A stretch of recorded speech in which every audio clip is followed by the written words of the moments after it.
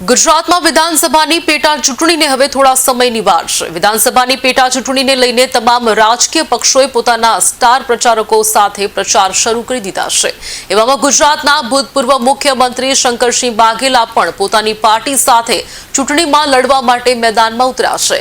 મહેસાણા જિલ્લામાં કડી ખાતે શંકરસિંહ વાઘેલાએ રાજકીય બેટિંગ કરી હોવાનું સામે આવ્યું છે। કડી વિધાનસભા પેટા ચૂંટણી પહેલા જ પોતાની પાર્ટીના કાર્યાલયનું ઉદ્ઘાટન કર્યું હતું। શંકરસિંહ વાઘેલા કડી ખાતે તેમની પ્રચાર શક્તિ ડેમોક્રેટિક પાર્ટીના કાર્યાલયનું ઉદ્ઘાટન કર્યું હતું। કાર્યાલય ઉદ્ઘાટનના કાર્યક્રમમાં સભા દરમિયાન શંકરસિંહ વાઘેલાએ ભાજપ અને ભાજપના નેતાઓને આડે હાથ લીધા હતા। ગોધરાકાંડ, પુલવામા, અક્ષરધામ જેવી ઘટનાઓ યાદ કરી બાપુએ ભાજપને આડે હાથ લીધી હતી।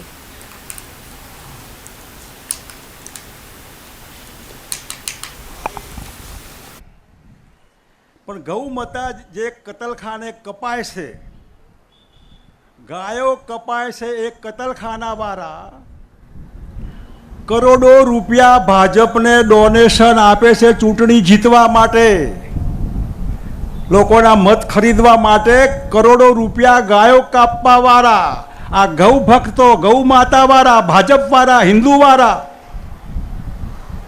કરોડો રૂપિયા 200, 400, 500 એના કરતા વધારે ક્યાં કઈ થાય છે ખરું? અને જૈનો જે અહિંસાના પૂજારી, જૈન સમાજ, ધર્મના ધર્મગુરુઓ, એમને આ ખબર નથી કે ગાયો કાપવા વાળાને આ ડોનેશન ન લેવાય? આ હિંસાવાળા છે આ બધા?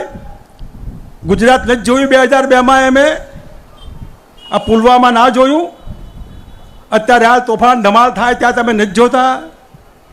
જે સમાજ અહિંસાનો પૂજારી, એ સમાજ આંધળો થઈને જો હિંસાના પૂજારીઓને મત આપતો હોય તો મને સમાજની દયા આવે છે કે આ તમે એટલા આંધળા છો કે તમને દેખાતું નથી, યા તમે એટલા ભાજપ ભક્ત છો? કોક તો મને સમજાવે આમાં।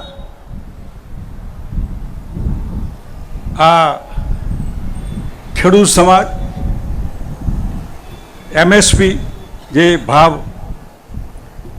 હું ટેક્સટાઇલ ખાતામાં હતો ત્યારે મેં રૂના ભાવ બહુ આપ્યા ખેડૂતો, ખૂબ। કડીમાં હશે બધા આગેવાનો, સવારે મને મળવા આવ્યા। હું ખેડૂતોને કહું છું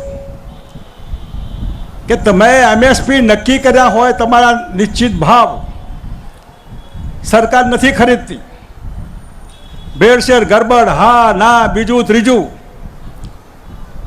તો પણ ભાજપ બરાબર? અને જે ભાજપવાળાની ટીમ આખા જીનવાળા હતા, એ જીનવાળા આગેવાનો મને ગાંધીનગર મળવા આવ્યા કે તમે આ MSP ન કરતા, આટલા આ ખરીદી ન કરતા, MSP કાઢી નાખો, તમે કપાસના ભાવ નહીં કરી શકો આ બધું। મેં કીધું ભાઈ મેં આ જીનવાળા માટે નથી કર્યું, મેં તો રૂ પકવતો ખેડૂત, કપાસ પકવતો ખેડૂત, તમારા બાપા જે ગામડે હશે ને એમના માટે આ ભાવ વધાર્યા હશે।